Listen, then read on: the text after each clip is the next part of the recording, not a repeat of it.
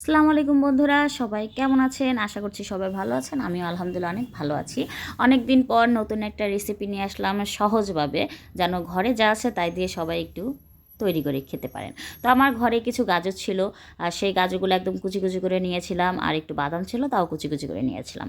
আপনাদের ভাইয়ার অনেক শখও ছিল যে সে মিষ্টি জাতীয় কিছু খাবে, আর সে খাইতে চাবে আর আমি খাওয়াবো না, তা তো হতে পারে না।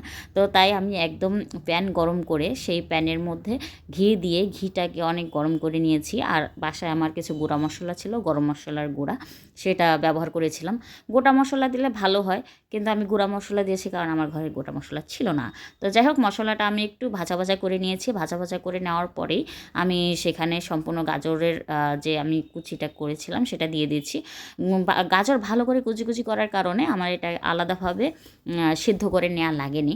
তো ফুল প্রসেসিংটা দেখলে তোমরা বুঝতে পারবা যে গাজর যদি ভালোভাবে কুচি করানো যায় তাহলে সেটা আলাদাভাবে সিদ্ধ না করলেও হয়। আর পরবর্তীতে যখন তোমরা দুধ আর চিনিটা দিবা, সেটা দুধের পরিমাণটা একটু বেশি দিতে হয়, যেন ওই দুধটা মানে কমে আস্তে আস্তে গাজরটা সেদ্ধ হয়ে যায়। তো আমি নাড়াচাড়ার মাঝখানে অল্প একটু দুধ দিয়ে দিব, যেন নিচে না লেগে যায় আর মশলাটা ভালোভাবে মাখানো হয়ে যায়। এরপর আমি এখানে চিনি দিব। যে যতটুকু মিষ্টি খাও সে ততটুকু চিনি দিবা। আমি একটু বেশি মিষ্টি খাই, মিষ্টি জাতীয় তো আমি একটু মিষ্টি বেশি খাই, তাছাড়া মিষ্টি তেমন একটা খাই না। তো ভালোভাবে আমি চিনিগুলো মিক্স করে নিব। আর এখানে আর একটু দুধ দিয়ে নিয়েছিলাম, যেন হচ্ছে নিচে পোড়া না লাগে। ফ্রাই প্যানে পোড়া কম লাগে, তবু এটা খেয়াল রাখতে হবে যেন নিচে না লেগে যায়।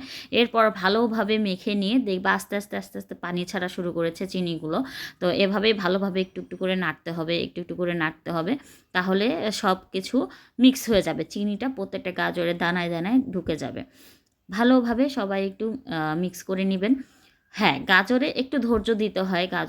গাজরের হালুয়াটা খুব ভালো হয়, কিন্তু না হলে এটা ভালো করে যদি আপনি মিক্স না করেন, সম্পূর্ণ জায়গায় যদি চিনিটা ভালোভাবে মিশ্রিত না হয়, তাহলে কিন্তু হালুয়াটা ভালো লাগে না।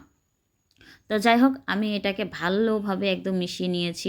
মিশিয়ে নিয়ে এখানে আমি পুরো 1 গ্লাস দুধ দিয়ে দিয়েছি। সবাই আমার গ্লাসটা দেখতে পেয়েছে, এটা কিন্তু আমার চা খাওয়ার গ্লাস। তো যাই হোক, এই গ্লাসে 1 গ্লাস পানি আর ওখানে একটু পানি দিয়ে ভালোভাবে গুলাই নিয়ে দিয়েছি, যেন দুধের যতটুকু বেঁচে থাকে আর কি গ্লাসের মধ্যে, অতটুকু দিয়ে আমি সম্পূর্ণভাবে ঢেকে দিয়েছিলাম। এটা একদম ভালোভাবে মিশিয়ে দিয়েছি। মিশিয়ে দেওয়ার পর ঢেকে দিয়েছিলাম, যেন এটা সিদ্ধ হইতে পারে। হুম এই এই এইটুকু টাইমে একটু খেয়াল রাখতে হবে, কারণ যেহেতু দুধ দেওয়া, দুধটা কিন্তু উতাল দিলে বারবার ঢাকনা থেকে বের হয়ে আসে, সবাই একটু খেয়াল রাখবেন। তো অনেকক্ষণ লেগেছিল, প্রায় 5 মিনিট আমি এটা সিদ্ধতে রেখেছিলাম।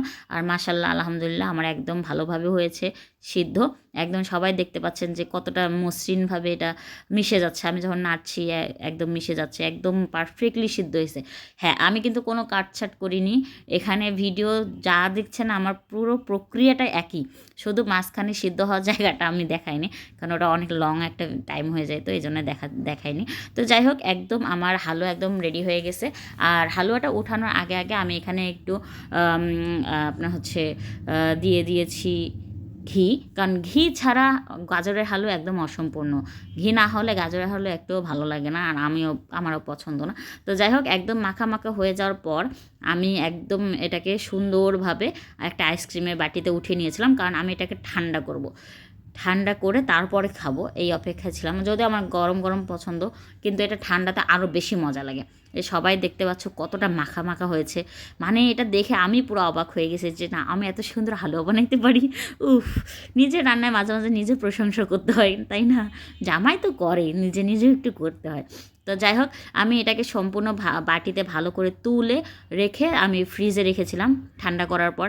আর তোমরা দেখতে পাচ্ছ কতটা সুন্দরভাবে জমেছে। উফ, মাশাআল্লাহ আলহামদুলিল্লাহ। তো যাই হোক, আজকের মতো এতটুকুই। আগামীতে আবার নতুন রেসিপি নিয়ে আসবো। আল্লাহ হাফেজ।